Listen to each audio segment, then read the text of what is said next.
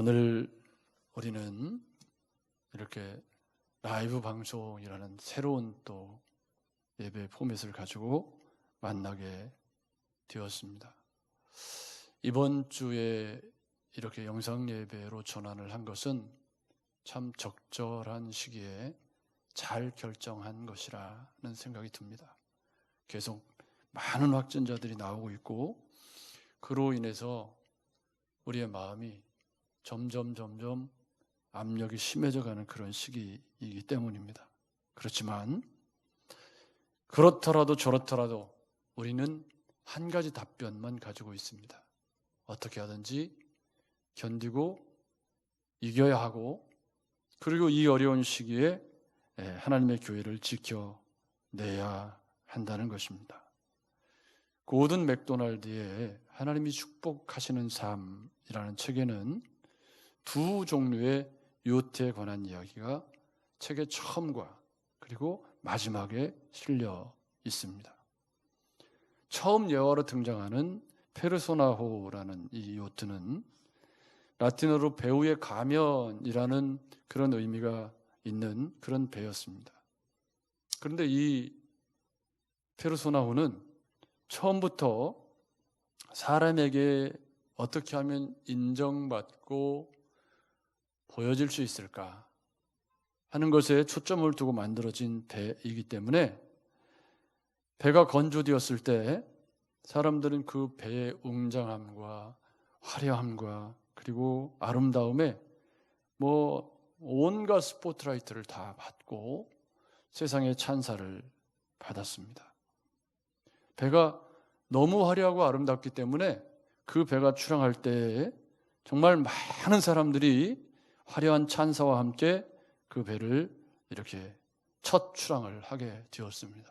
그러나 그 배는 그 첫 출항을 시작으로 다시 영원히 돌아오지 못했습니다. 그 이유는 배에 정말 중요한 것은 배에 태풍이 불고 바람이 불 때 밸런스를 잡아주는 용골과 보이지 않는 곳에 풍랑을 견딜 수 있는 견고함에 초점을 맞추어야 했는데 이 페르소나호는 사람이 보이는 곳에만 치중한 나머지 정말 중요한 곳에 마음 쓰지 못했기 때문입니다.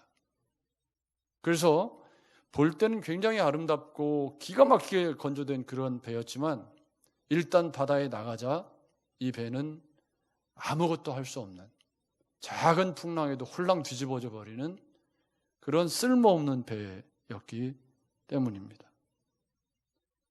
우둔한 사람이 겉만 화려하게 배를 만들었다가 영원히 돌아오지 못하게 된 이야기로 기억된 것이 바로 페르소나호 이야기입니다. 반면에 맨 마지막에 등장하는 크리스토호는 페르소나호와는 정반대의 경우입니다. 지혜로운 사람이 배를 짓기로 결정을 하고 많은 경험 많은 항해사들을 불러 모았습니다. 그리고 견고한 배를 짓기 위해서는 뭐가 가장 중요한 것인가에 대한 자문을 구했습니다. 사람들은 이구동성으로 이야기를 했습니다. 이 견고한 배를 지으려면 용고를 잘 설계하고 배에 잘 안 보이는 부분에 폭풍이 친 후에도 제자리로 돌아올 수 있는 그런 균형, 그런 밸런스를 잘 잡아줄 수 있는 그런 설계를 해야 배가 풍랑을 만나도 잘 견딜 수 있다. 그리고 그런 안 보이는 부분에 물과 풍랑을 잘 견딜 수 있는 좋은 재료를 쓰라고 그렇게 권면을 해 주었습니다. 크리스토호를 짓는 선주는 외관이나 선박 경선대회에서 뽑히는 그런 외모에는 아예 신경을 쓰지 않고 거친 물살과 폭풍에도 견딜 수 있는 견고한 배를 만들기 위해서 모든 의견을 종합해서 신중하게 설계도를 만들기 시작했습니다. 그래서 전 세계 어디라도 다닐 수 있는 견고한 배가 될 것이라는 그런 설계사들의 말을 들으면서 배를 만들기 시작했습니다. 그러나 사람들은 그 배를 주목하지 않았습니다. 왜냐하면 그 배는 페르소나호처럼 사람들의 주목을 끌 만한 화려하고 멋진 배가 아니었기 때문입니다. 보트클럽 사람들도 외형이 별 볼 일 없는 크리스토호 같은 배에는 관심이 없었습니다. 그렇게 크리스토호가 마침내 건조가 되고 이제 출항을 하게 되는 날, 사람들의 환영이나 기자들의 스포트라이트나 이런 건 찾아볼 수가 없었습니다. 그런데 아무도 주목하지 않는 가운데 이 크리스토호가 출항을 시작하고 일기예보에 전혀 없던 폭풍이 바다를 강타하기 시작했습니다. 많은 배가 뒤집히고 난파를 당했습니다. 바로 이때 크리스토호의 진가가 드러나기 시작했는데 몇 번의 폭풍과 거대한 파도를 만나는 동안 이 크리스토호는 항로를 전혀 이탈하지 않고 묵직하게 중심을 지켜주는 배의 복원력과 뒤집히지 않는 견고한 균형으로 폭풍우를 잘 견뎌 주었습니다. 그러자 이 배의 선주가 파선당한 사람들을 건져내기 시작했습니다. 내 배는 이 폭풍우를 능히 견딜 수 있다는 확신이 들자 이제는 파선당해서 이리저리 난파를 당한 그런 난민들을 구해서 배에 태우기 시작했습니다. 그리고 배가 묵직하게 가라앉을 정도로 많은 사람들을 구한 뒤에 안전한 곳으로 이동한 것입니다. 페르소나호는 출항과 동시에 잊혀졌지만 크리스토호는 지금까지도 사람들의 뇌리에 그 거센 풍랑 가운데 많은 사람들을 구한 구원의 방주로 칭송되고 있었습니다. 여기서 문제가 되는 건 뭐냐면 거센 풍랑과 태풍이 몰아치기 전에는 페르소나호가 늘 주목을 받고 칭송을 받는다는 겁니다. 그런데 정말 태풍이 불고 창수가 나고 바람이 불 때는 그 페르소나호는 어디 가서 흔적을 찾을 수가 없고 오히려 전혀 주목받지 못했던 크리스토호가 그 풍랑을 잘 견디면서 바알에게 무릎 꿇지 아니한 7천인처럼 어두운 시대를 밝히는 주인공이 된다라는 사실입니다. 여기서 문제가 되는 건 뭐냐면 바람이 불고 창수가 나고 풍랑이 일 때라는 상황, 그 상황 속에 뭐가 드러나냐면 어느 배가 진짜 구원의 방주인가의 진가가 드러나는 때가 바로 그때라는 사실입니다. 지금 우리가 살고 있는 이 코로나 시대는 전 세계적으로 제 59년 인생에서도 처음 있는 일이고 아마 저보다 훨씬 더 많은 인생을 사신 분들도 세상에 태어나서 처음 겪는 그런 일일 거라고 생각합니다. 누구나 다 처음 겪는 일입니다. 지금 우리 대통령을 비롯해서 우리 교회들이며 모든 사회가 지금 처음으로 겪는 일들을 계속해서 겪어 나가고 있습니다. 그러다 보니까 결정을 하는 것도 어렵고 어떻게 대처해야 되는 것도 어렵고 결단을 내리는 것이 그렇게 쉬운 일이 아닙니다. 한마디로 지금 전 세계는 코로나라는 태풍과 경랑에 휩싸여 있다라는 말입니다. 더더군다나 코로나의 가장 치명적인 적을 산밀이라고 부릅니다. 산밀. 이 산밀이라는 건 밀폐, 밀접, 밀집을 의미하는 말인데 예배당은 이 산밀이 다 해당이 됩니다. 밀폐되어 있죠. 밀집해서 예배드리죠. 그리고 밀접한 그런 관계를 맺고 있죠. 그래서 지금 코로나가 발병된 이래로 산밀에 가장 최적화된 환경이 예배당이기 때문에 그리고 초창기부터 이 예배당에서 계속되는 그런 집단 감염이 이루어지고 있기 때문에 그래서 교회를 태풍의 한 복판에 던져 놓고 말았습니다. 바야흐로 교회의 위기 시대가 시작이 된 것입니다. 그래서 공무원이나 병원이나 요양시설이나 어린이집이나 이 산밀에 해당되는 교회 예배를 가지 말 것을 여러모로 권고를 하는 그런 시대에 우리가 태어나 살고 있습니다. 이렇게 어느 시대에도 겪지 못한 풍랑과 박해 아닌 박해 가운데 놓이게 된 이런 상황 속에 우리는 크리스토냐 페르소나호냐를 드러내게 되는 상황에 직면해 있다는 말입니다. 오늘 우리가 읽은 말씀은 이 땅에는 반석 위에 집을 지은 성도와 모래 위에 집을 지은 성도가 존재하고 있다는 것에서 출발합니다. 이 땅의 모든 그리스도인은 반석 위에 집을 짓거나 모래 위에 집을 짓거나 둘 중에 하나의 집을 짓고 살아간다는 것입니다. 그래서 신앙생활은 마치 집을 짓는 것과 같다. 그런데 우리 주님이 이 반석 위에 지은 집과 모래 위에 지은 집에 관한 이야기를 그러므로 이렇게 24절에 그러므로 누구든지 라고 시작을 합니다. 이 그러므로라는 이야기 앞쪽을 보면 반석 위에 지은 집은 좁은 문 좁은 길을 선택하는 것이다. 비유가 앞에 계속해서 나오고 있습니다. 그래서 반석 위에 집을 짓는 것에 해당되는 사람은 좁은 문 좁은 길을 선택하는 것이고 또 모래 위에 집을 짓는 것은 넓은 문 넓은 길을 선택하는 거다라고 앞단락에서 주님이 설명을 하고 있습니다. 그런데 문제가 되는 게 뭐냐면 문제가 되는 게 이 좁은 문 좁은 길에 거짓 선지자들이 문전성시를 이루고 있다라고 주님은 말씀을 하십니다.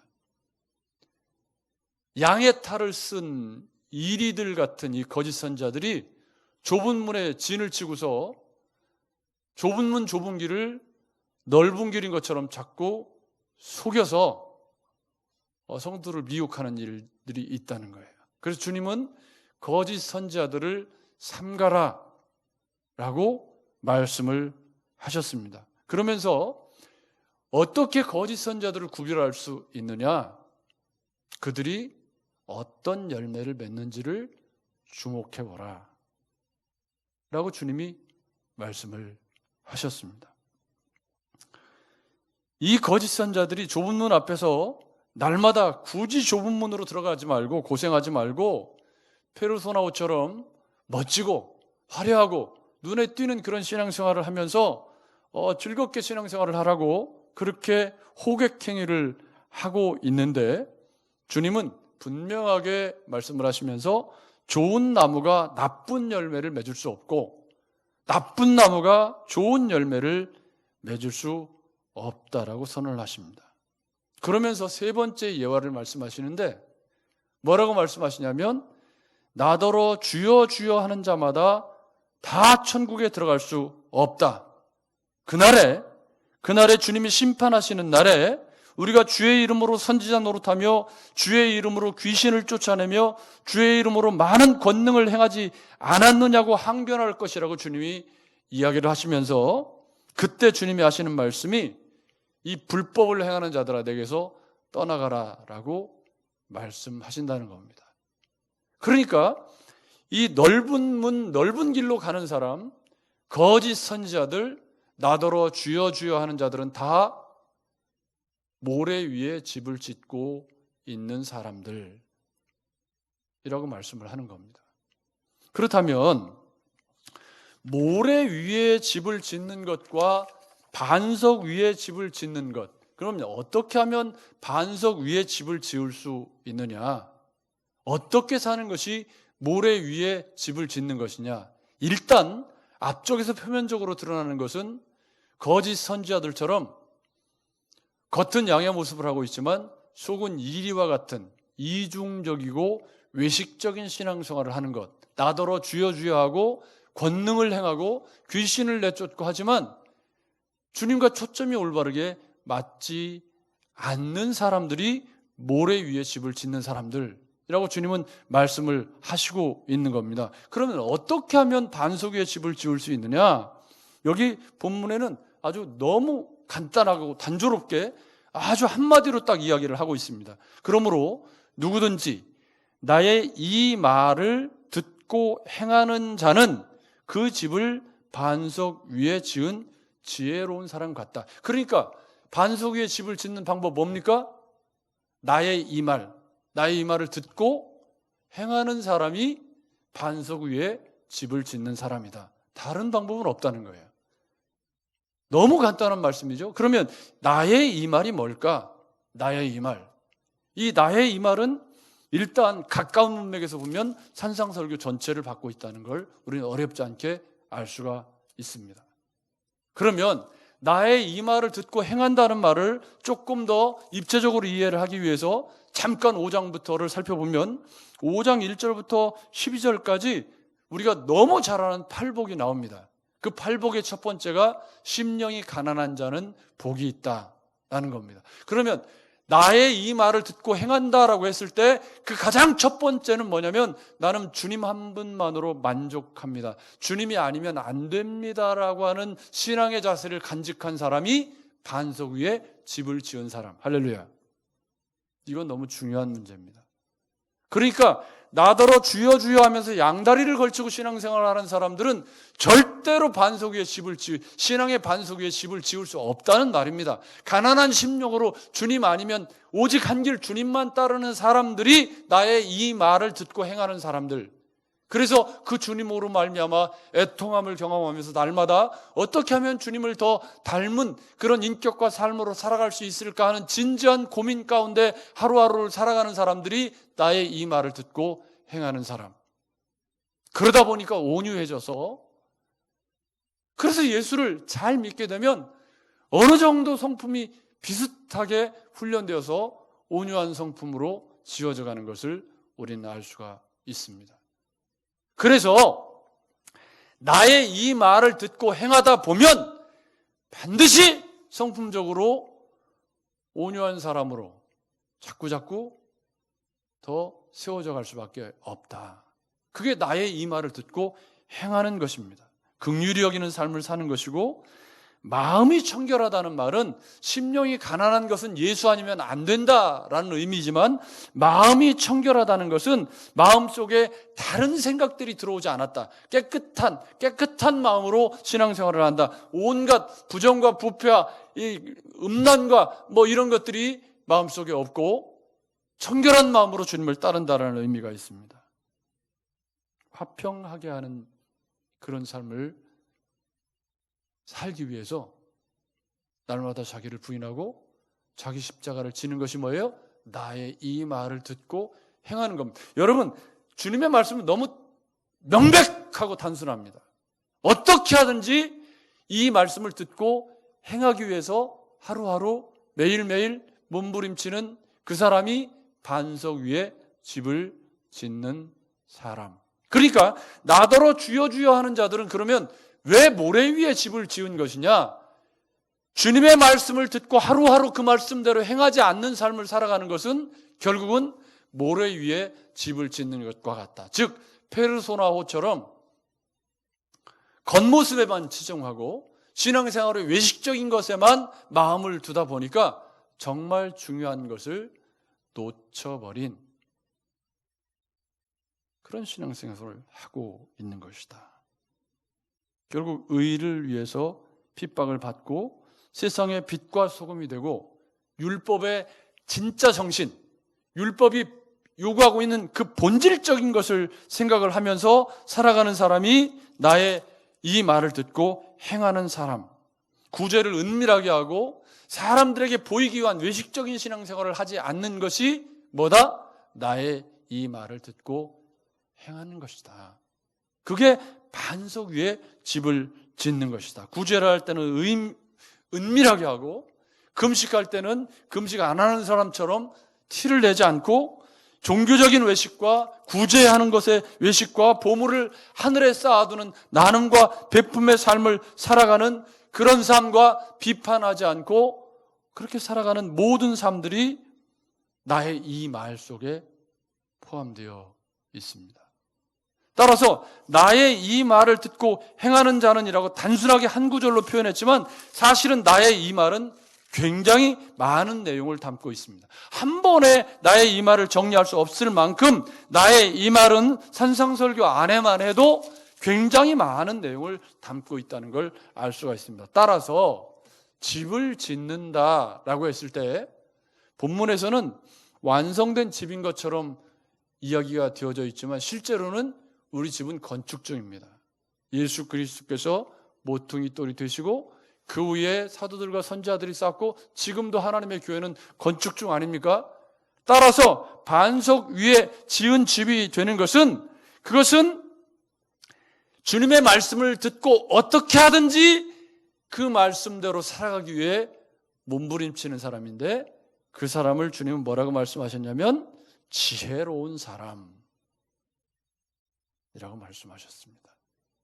여기서 지혜롭다는 건 신앙의 관점에서 지혜롭다는 겁니다. 여러분 맞죠?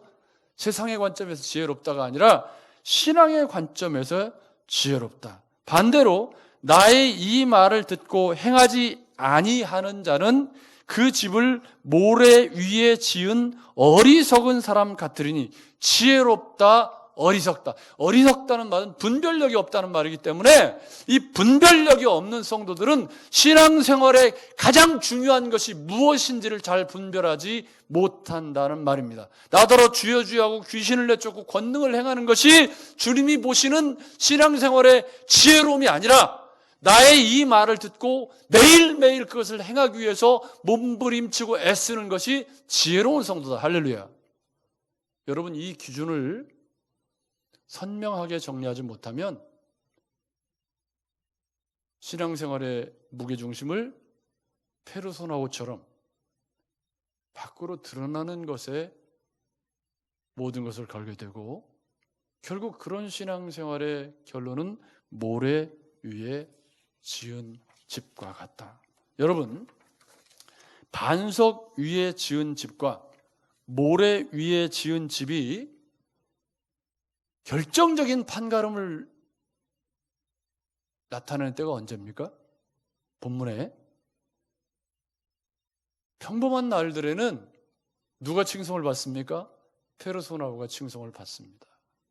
아무 문제가 없고 삶이 평탄하고 교회가 평안하고 아무런 어려움이 없을 때는 사람들은 모두가 다 페르소나오에 주목하게 되어 있습니다. 즉 모래 위에 지은 집이 훨씬 더 칭송을 받습니다. 여러분 모래 위에 집 짓기가 저는 쉬운지 모르겠어요. 모래 위에 집 짓는 게 절대 쉽지 않을 텐데요.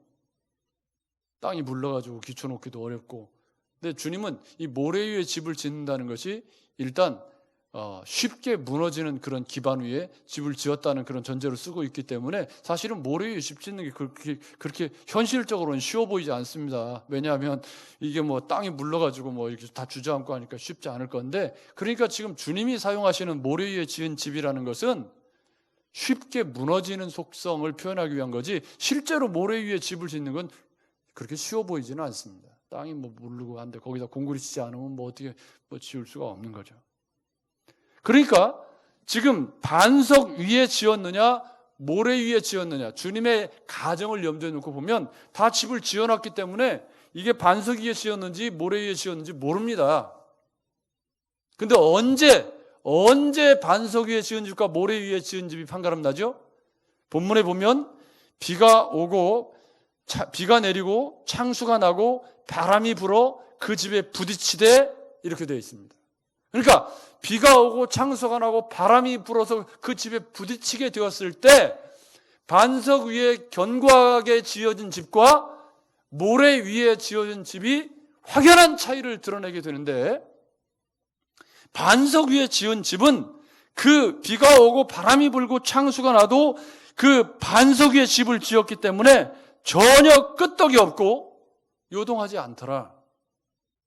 그리스도처럼 거센 풍랑 앞에 오히려 사람들을 구원해서 사람들을 그 배에 태우는 구원의 방주와 같은 삶을 살게 되는 것이 반석 위에 지은 집. 그러니까 반석 위에 지은 집이 진가를 나타내는 건 언제입니까?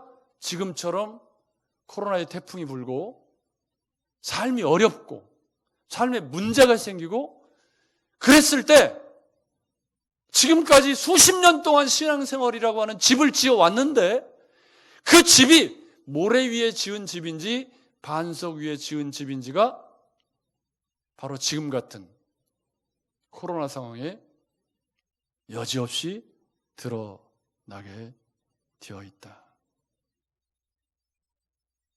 그래서 어찌 보면 이 코로나라고 하는 상황은 내가 반석 위에 지은 집인지 모래 위에 지은 집인지를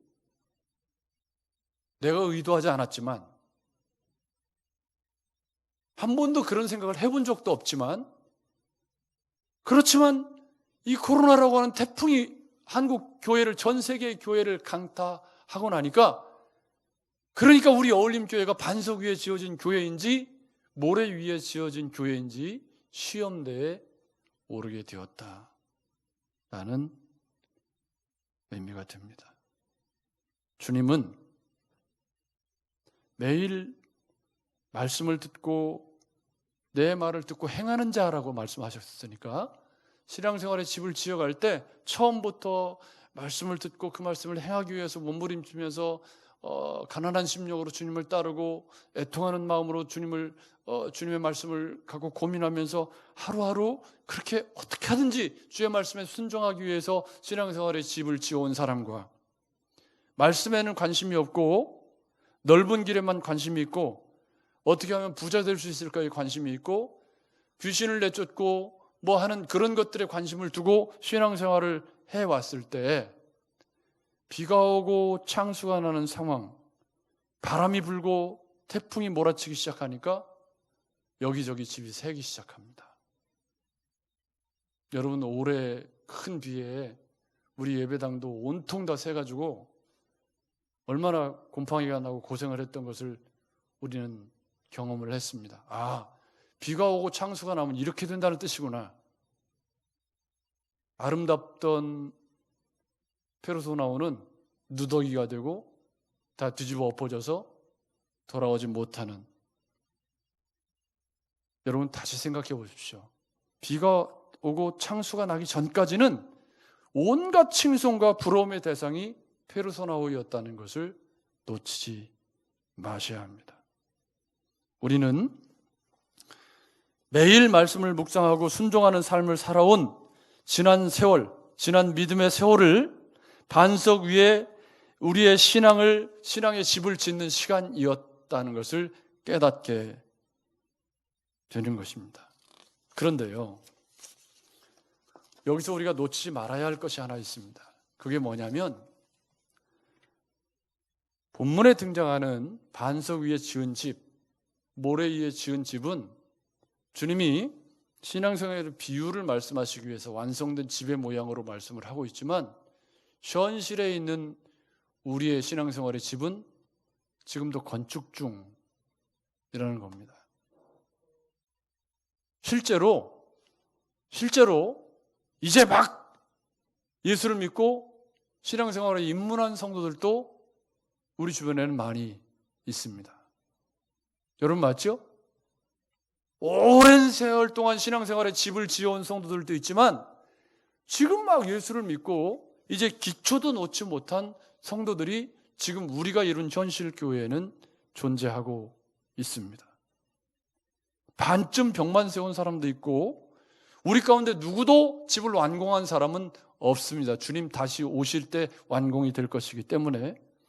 그러므로 우리는 함께 바람이 불고 창수가 나는 이 어려운 상황을 이겨 나가야 한다는 사실입니다. 여러분, 비가 오고 창수가 날 때 내가 누군가의 우산이 되어주고, 할렐루야, 벽만 완성한 사람이 있으면 나는 위에 쪽을 완성했으니까 함께 힘을 합쳐서 또 바람을 막아주는 외벽이 되어주고, 기초만 놓은 성도들에게는 우리가 가림막이 되어주고 그늘이 되어주고 우산이 되어줘서 그들이 이 어려움을 함께 이겨나갈 수 있도록 함께 지어져가는 성전이 바로 교회라는 사실입니다. 그러나 이 말씀이 우리에게 던지고 있는 화두는 뭐냐면, 고난이 우리에게 닥쳐왔을 때 여지없이 우리가 반석 위에 집을 지었느냐 모래 위에 집을 지었느냐가 드러나게 되는데, 그 모래 위에 집을 지은 것이 앞쪽에 넓은 길을 선택하고 그리고 주여 주여 하는 외식적인 신앙생활을 해온 결과가 모래 위에 집을 짓는 것이다라고 주님이 명료하게 말씀하고 있다는 겁니다. 반석 위에 집을 짓는다는 것은 나의 이 말을 듣고 행하고 좁은 길을 선택해서 그 길을 치우침 없는 걸음으로 걸어가는 것이 반석 위에 집을 짓는 것이다 라고 주님이 말씀하고 있다는 사실입니다. 그러기에 지금처럼 풍랑이는 시기에 복음을 받아들여서 이제 신앙생활의 걸음마를 시작했다면 이 모진 풍랑을 우리가 우산이 되고 외벽이 되어주고 비옷이 되어주고 그래서 그 어린 성도들이 이 풍랑의 시기를 이겨갈 수 있도록 우리가 함께 이 교회를 이루어서 지어져 가야 될 줄로 믿습니다. 그리고 이 풍랑의 모진 세월을 겪으면서 다시 기초부터 튼튼하게 모진 풍랑과 바람이 무너지지 않을 견고한 집을 다시 지어가야 한다. 할렐루야. 어쩌면 우리 시대의 교회에게 부여한 사명이 이것은 아닐까? 우리 주님이 반석 위에 지은 집과 모래 위에 지은 집을 이 코로나라고 하는 풍랑을 통해서 명료하게 드러나게 하실 때 하나님 우리에게 기회를 주신 것은 아닐까? 다시 기초를 닦고 함께 힘을 합쳐서 이 어려운 시기를 이겨나가면서 하나님의 교회를 반석 위에 지은 집으로 만들어 가라고 하는 하나님 주신 기회는 아닐까? 여러분 생각해 보시기 바랍니다. 비록 이 코로나라고 하는 풍랑을 겪으면서 지은 집의 외벽이 무너지고 부끄러운 치부가 드러나고 그런 상황이 닥쳤다고 할지라도 아직 마지막 심판이 온 건 아닙니다. 여러분 맞죠? 그날에 주님이 그날에 심판하시는 날에 알곡과 가라지를 골라내시는 그날에는 다시 되돌릴 수 없지만 지금은 되돌릴 수 있는 시간입니다. 따라서 지금까지 모래 위에 집을 지어왔다고 할지라도 이 코로나라고 하는 거센 풍랑에 모래 위에 지은 집이 다 벗겨지고 무너지고 외벽이 깨지고 그렇게 되었다고 할지라도 우리는 다시 시작할 수 있습니다. 왜요? 아직 우리의 인생이 끝난 것도 아니고 이 세상에 종말이 온 것도 아니기 때문입니다. 다만 중요한 것은 주님이 명료하게 말씀하시는 모래 위에 지은 집이냐 반석 위에 지은 집이냐에 대한 선명한 기준을 다시 정리하고 신앙생활의 초점을 어디에 둘 것인가? 페르소나호처럼 신앙생활의 외적인 것과 세상적인 것을 탐닉하면서 교회를 다닌다면 그는 모래 위에 지은 집을 피할 길이 없다 그 말입니다. 나의 이 말을 듣고 매일매일 행하기 위해서 마음을 짓고 살아가는 그 신앙생활이 가장 안전하고 가장 복된 길로 인도하는 반석 위에 짓는 집으로 가는 길이라는 것이 주님의 진단입니다. 우리는 함께 이 어려움을 이겨나가야 합니다. 여러분 동의하십니까?